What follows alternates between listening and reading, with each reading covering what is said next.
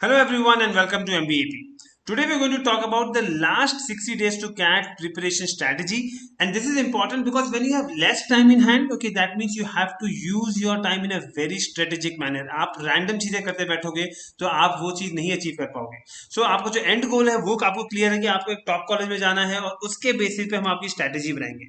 It is very important before I make your strategy that you should know that where exactly are you standing. Okay, आपका current situation क्या है ये आपको पता होना चाहिए. That means I can not give you a standard answer okay which is going a copy paste for everyone which I see a lot of people doing on YouTube. Okay that they just give you one random answer, one straight forward answer की जाके ये topic करना शुरू कर दो या ये mock देना शुरू कर दो कि आप तो आपका अच्छा परसेंटाइल आ जाएगा और ऐसा वैसा, which I think is not the right thing. Okay, because you definitely can not have a standard answer, नहीं हो सकता है. It completely depends okay on the student, because हर स्टूडेंट ऑब्वियसली यूनिक है. ओके, हर स्टूडेंट का अपना preparation का स्ट्रैटेजी अलग है, प्रिपरेशन का लेवल अलग है.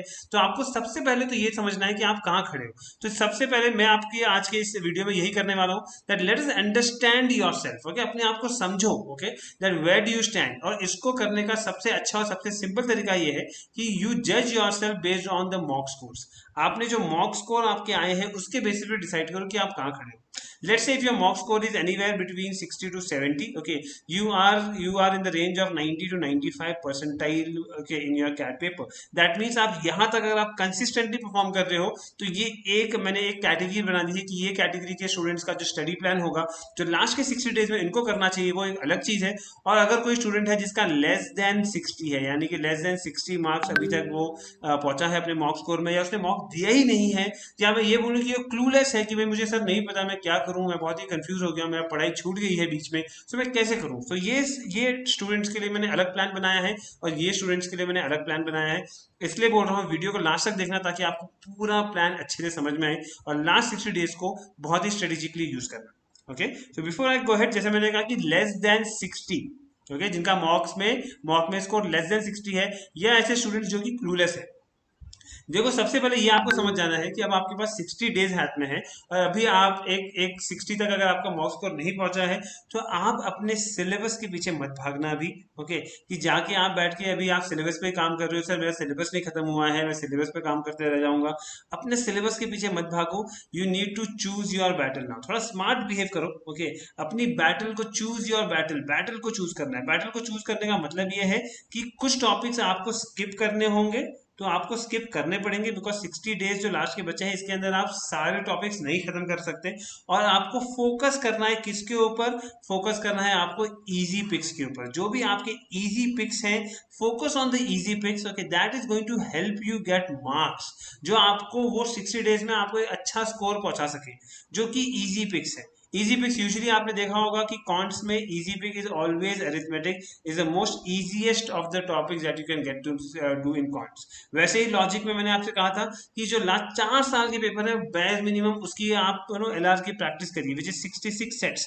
बैर मिनिमम आपको उतना करना चाहिए. ओके, सो जिनका सिलेबस जिनका जिनका की मॉक स्कोर अच्छा नहीं आ रहा है, सिलेबस के पीछे मत भागो, सारे टॉपिक्स मत करो, स्किप करना है. फॉर एग्जांपल फंक्शंस अच्छे से नहीं आ रहा है, स्किप करना है, कर दो. ज्योमेट्री तुमने बहुत ट्राई मारा है, अगर तुमको लग रहा है कि नहीं हो पा रहा है तुम स्किप कर सकते हो. ओके, तो ध्यान रखना 20% तक का सिलेबस अगर स्किप करना है तो तुम स्किप कर लो, इससे ज्यादा स्किप नहीं करना. 20-30% तक का भी तुम कर सकते हो, बट ये है कि जो बाकी 70% है उनको तुमको एक अच्छा अपना बहुत अच्छे लेवल पे पहुंचाना है और उसको आपको अच्छे से प्रैक्टिस करना चाहिए in the remaining 60 days of time. And try that जो भी आपने पढ़ाई किया, जो भी मैं 70% बोल रहा हूँ उसके लिए आपको मॉक देना है. तो आपको ये समझ में आ जाना चाहिए कि आपने आपको मॉक पे लेके जाना हो, जल्दी से जल्दी मॉक्स पे लेके जाओ. अगर आप मॉक्स नहीं दिया है अभी तक आपने या कम दिया है, please give more mocks and choose the battle. Go and work on the basics, go and work on the basics. जहां तक वर्बल की बात आती है, many students are asking me this, sir verbal के लिए क्या करूं. वर्बल के लिए जितना आपने लास्ट डेज पे रीडिंग की स्पीड आपकी जितनी अच्छी होगी, जितनी वैरायटी ऑफ रीडिंग की है आपने, उतना अच्छा है. तो मेक श्योर करना डेली बेसिस पे आपकी रीडिंग चलती रहे, आरसी प्रैक्टिस करो, प्रीवियस ईयर के पेपर सॉल्व करो, वो अगर आपने आदत बना दिया है तो आप बहुत अच्छे लेवल पे पहुंच जाओगे। लेकिन ये ध्यान रखना कि रीडिंग रेगुलर बेसिस पे होना चाहिए, एक्सटेंसिव अमाउंट ऑफ रीडिंग होनी चाहिए। ये नहीं कि भाई हमने बस आधा घंटा रीड कर लिया छोड़ दिया। 1 घंटे का तो यार तुम्हारा, आप ये समझ लो कि 1 घंटे का अगर आपका रीडिंग का हैबिट होगा तो जाके आप वो स्ट्रेसफुल सिचुएशन ऑफ 40 मिनट्स में आप जाके वहां पे परफॉर्म कर सकते हो। तो बैर मिनिमम 1 घंटे की अच्छे लेवल की रीडिंग रखना ही रखना ऑन एवरी डे। ये लास्ट 60 डेज के 60 आपको कम से कम 60 to 70 आवर्स की रीडिंग के साथ जाके एग्जाम में बैठना। This is for people who are less right now in the mocks course, understand which topics you can skip, okay, and work on the easy picks. Choose the pattern, remember this. Now for students who are doing, let's say, okay, they are scoring between 60 to 70, इनको क्या करना चाहिए?